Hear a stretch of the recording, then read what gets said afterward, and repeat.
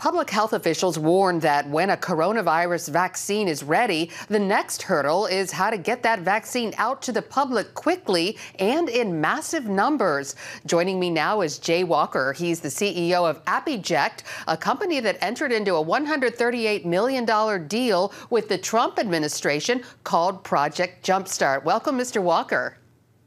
Glad to be here, Lori. So what is Project Jumpstart?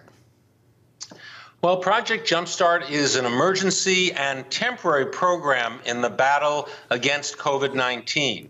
It's a public-private partnership between my company, AppEject Systems of America, and the Department of Health and Human Services and the Department of Defense. And its purpose is to ensure that by year end, we'll have at least 100 million doses ready to inject of a vaccine or therapeutic, assuming one is available. And now you are going to be making these pre-filled syringes for the vaccines. What's the problem with glass vial systems of manufacturing and delivering vaccines? Well, there's no problem with glass vials. They work wonderfully, except when you need hundreds of millions of them all at once.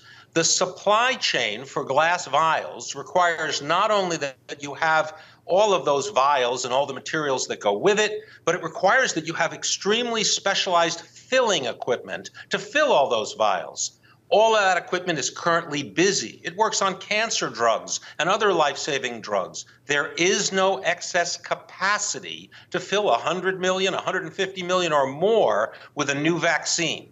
Therefore, the U.S. government has stepped out and said, we'll need to use another way to make sure that that vaccine can be delivered to people who want it. So how exactly does AppEject work? Well, if you've ever used an eyedropper where you in your eye take a little squeeze bottle, that technology is called blow, fill, seal. And that is exactly the same technology we're using. There are eyedropper facilities in the U.S., not many, but a few, that we are going to upgrade so they can handle vaccines. Then what will happen is those facilities will make the containers right here that will hold the vaccine. We will add a needle hub to them, and voila, you have a pre-filled syringe that's ready to use.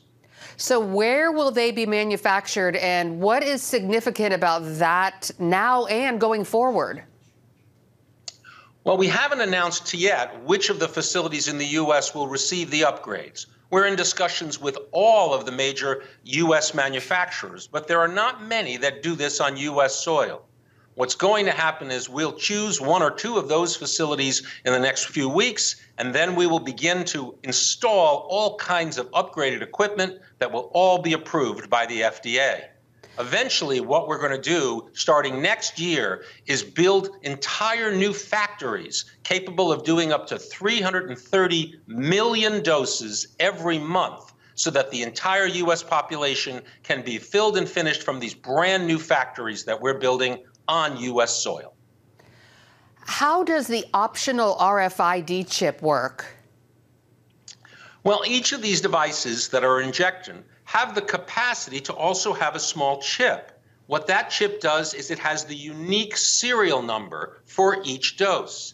It is designed so that there is no counterfeiting. It's designed so that we'll know exactly that the right dose hasn't expired. However, that chip only refers to the dose. There's no personal information, no patient information. It's simply like a barcode, only we know instantaneously where and when that dose has been used. That also helps public health officials know when there are outbreaks, have we vaccinated enough people in those areas? That technology is purely optional, however, and the U.S. government hasn't even decided if they're going to use it. How quickly can you manufacture the vaccines, and what's your long-term goal? Well, we don't make vaccines, Lori. Drug companies make the vaccines. They then ship them to us for the packaging. So our long-term goal is to make sure that no matter what vaccine wins or what vaccines and what therapeutics are available, America can fill and finish in these pre-filled syringes as many of the drugs as we need for U.S. citizens and eventually to have excess that we can export worldwide. Our goal is to make sure that on American soil, we have everything we need to protect America. When do you think you might start filling these with the vaccine? Well, the president has said that that vaccine will be ready this year. So if that vaccine shows up at our door, we're going to be ready to fill it as soon as it does. Well, it's a fascinating new technology. We'll definitely be keeping an eye on it. Jay Walker, CEO of AppEject, thanks for being here. Good to see you, sir. Thank you for having me, Lori.